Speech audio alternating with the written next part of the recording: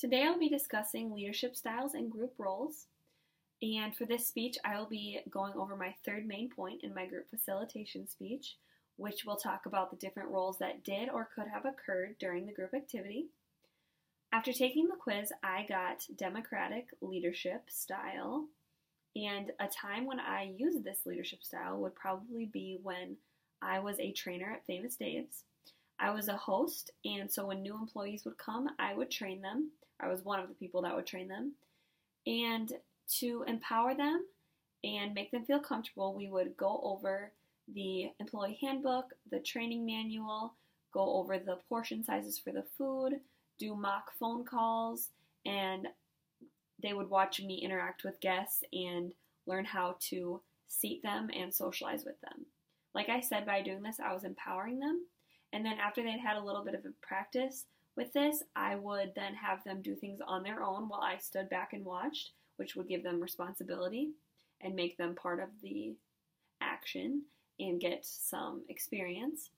And then a time when I used a different leadership style would probably be when I was a senior in high school and I was put in a group for a group presentation. I would say that I used authoritarian leadership styles for this because I was put with people who didn't care what grade they got or if they even did the group presentation. So I basically ended up doing most of or all of the work for it. I decided what we would do for our presentation, who needed to do what in order to complete it, and then I would go over what people did or what I did to make sure that it would ensure a good grade.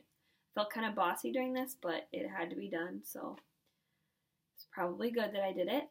And this was different. This leadership style was different than democratic because in this situation, the people in the group didn't have an input and they weren't able to voice their decision or help in the decision-making process. So that was how it was different. When I'm not the leader, I like to be the group facilitator because I've always been an organized person. I love to make sure things are organized and kept on record. And I think I'm pretty good at keeping people on track and making sure that things are done successfully.